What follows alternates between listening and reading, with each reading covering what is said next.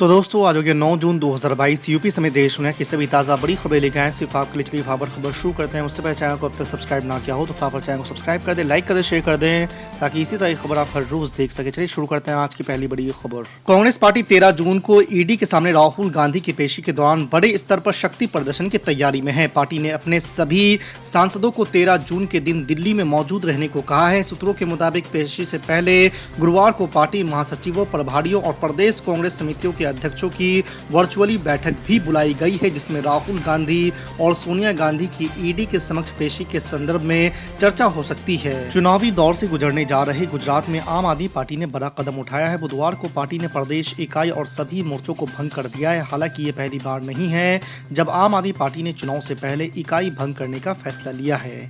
अप्रैल में हिमाचल प्रदेश में भी पार्टी ने इसी तरह का एक्शन लिया था। खबर है कि पार्टी जल्द ही गुजरात की नई इकाई का ऐलान कर सकती है। खास बात है कि सोमवार को ही गुजरात दौरे पर गए पार्टी के राष्ट्रीय संयोजक और दिल्ली के मुख्यमंत्री अरविंद केजरीवाल ने मेहसाना में बड़ा रोड शो किया था। भाजपा के राष्ट्रीय अध्यक्ष जेपी नड्डा इन दिनों पश्चिम बंगाल के दौरे पर है। कोलकाता की नेशनल लाइब्रेरी को राजनीतिक बैठक के लिए इस्तेमाल करने पर टीएमसी ने ऐतराज जताया है।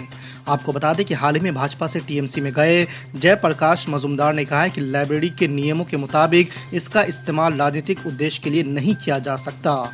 आपको बता दें कि मजूमदार ने कहा है कि ये केंद्र सरकार द्वारा संचालित संस्थान है, लेकिन इसमें पीछे के दरवाजे से एंट्री की गई है। असम में हिमंत बिस्वा शर्मा की कैबिनेट का शुक्रवार को विस्तार होगा। बीजेपी के 2 विधायकों को मंत्री पद की शपथ दिलाई जाएगी। दोनों विधायकों को गुवाहाटी के श्रीमंत शंकरदेव कला क्षेत्र पर दोपहर करीब 3 बजे मंत्री पद की शपथ दिलाई जाएगी।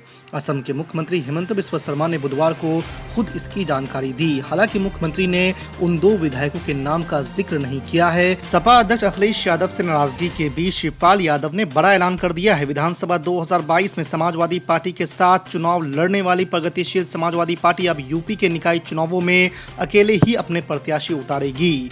आपको बता दें कि लखनऊ में पदाधिकारियों के साथ बैठक होने के बाद शिवपाल यादव ने ये घोषणा की है। पिछले कई दिनों से अखिलेश यादव और शिवपाल में सब कुछ ठीक नहीं चल रहा था, जिसे लेकर अलग अलग तरह के कयास शिवपाल यादव के अगले कदम को लेकर लगाए जा रहे थे। बिहार में बीजेपी के साथ गठबंधन में सरकार चला रहे मुख्यमंत्री नीतीश कुमार ने साफ कर दिया है कि राज्य में धर्मांतरण विरोधी कानून की कोई जरूरत नहीं है।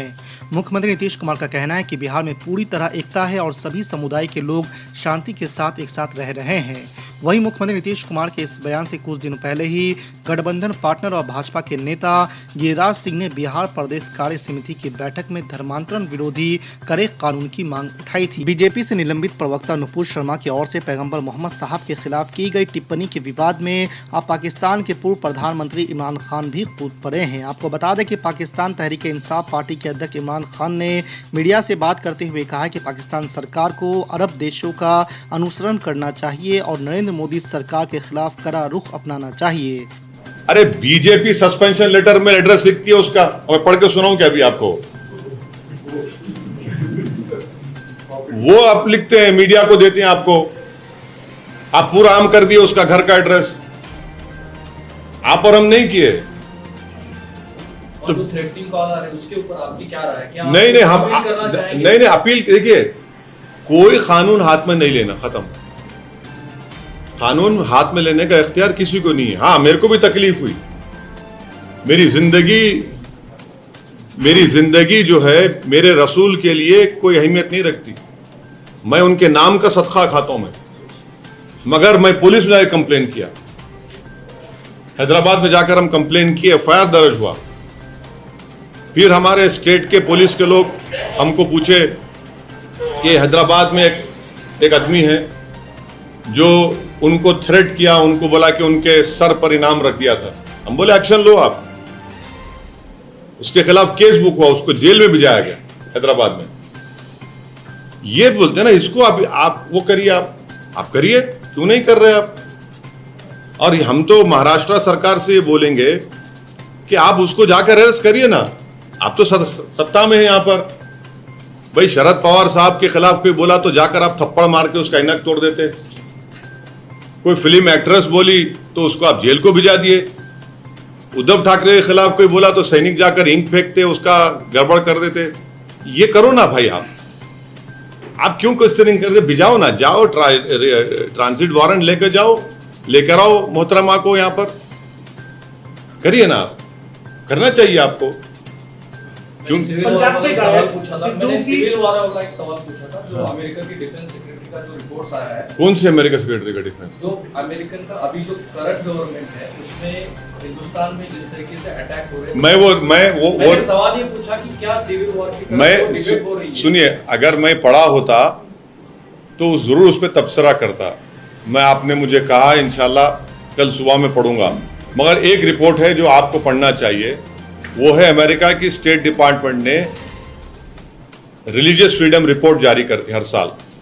3 साल से भारत को वो कंट्री ऑफ कंसर्न में डाल रहे हैं। पिछले हफ्ते वही तो आया। नहीं, रिलीजियस फ्रीडम की रिपोर्ट है, कंट्री ऑफ कंसर्न में डाल रहे हैं कि हमारी क्या हमारा स्ट्रेटेजिक रिलेशनशिप है अमेरिका से 3 साल से, और वो पढ़ते हैं दुनिया में सब लोग रिपोर्ट को। तो इस पर क्या करेंगे? आप बोलते हैं वोट बैंक पॉलिटिक्स, ये कोई जवाब है? और जो कुछ भारत में हो रहा है ना, ये नॉर्थ कोरिया चाइना नहीं है, ये सब दिखता है पूरी दुनिया में क्या हो रहा है क्या नहीं हो रहा है। अमेरिका जिससे हमारे क्लोज रिलेशनशिप है, उनकी रिपोर्ट है कि कंट्री ऑफ कंसर्न में इंडिया को डाल रहे हैं। तो ये मोदी सरकार को इसको देखना पड़ेगा कि क्यों अमेरिका कंट्री ऑफ कंसर्न में डाल रहा है। हमारे फॉरेन मिनिस्टर बोलते हैं इंडिया इंटरनल मैटर्स और इंटरनल मैटर्स। फिर ये कैसा हो गया भाई? फिर ये कैसा हो गया बताइए? इतने 12-12, 13-13 कंट्रीज भारत के, ये आप बीजेपी के स्पोक्स पर्सन के ऊपर तबसरा कर रहे हैं। सर सिविल वॉर पे जवाब नहीं था। मैं रिपोर्ट नहीं पढ़ा। सर पंजाब के सिद्धू उनको पूछना है, नहीं पूछना। समान नागरिक कायदा जो है अभी सब चल रहा है, ये जगह पे असम आने वाले हैं, तो आपका क्या कहना है उसके समान नागरिक कायदे के बारे में? Uniform civil. देखिए, यूनिफॉर्म सिविल कोड के ताल्लुक से जब लॉ कमीशन ने, पिछला लॉ कमीशन ने हम सवालात, ओपिनियन पूछे, तो हमारी पार्टी की तरफ से हम लिख कर दिए थे कि यूनिफॉर्म सिविल कोड की भारत में जरूरत नहीं है। और हमारा मानना यह है कि भारत की खूबसूरती उसका कल्चर है, उसका मल्टी कल्चरल है, मल्टी लैंग्वेज है, मल्टी रिलीजियस कंट्री है, भारत की खूबसूरती है। आप यूनिफॉर्म सिविल कोड की बात करते हैं तो ये हमारे संविधान के पार्ट 4 का हिस्सा है। उसमें शराबबंदी का भी जिक्र है। बंद कर दो ना शराब, आप बंद कर दो। नहीं बंद करेंगे क्योंकि जो वो यूनिफॉर्म सिविल कोड की बात कर रहे हैं वो शराबबंदी की बात नहीं करेंगे। इसलिए नहीं करेंगे कि शाम में 7 बजते की टून होना है उनको। आप बंद करो ना भाई। डायरेक्टिव प्रिंसिपल में कहा गया शराब के ऊपर आप शराब नहीं बंद करते।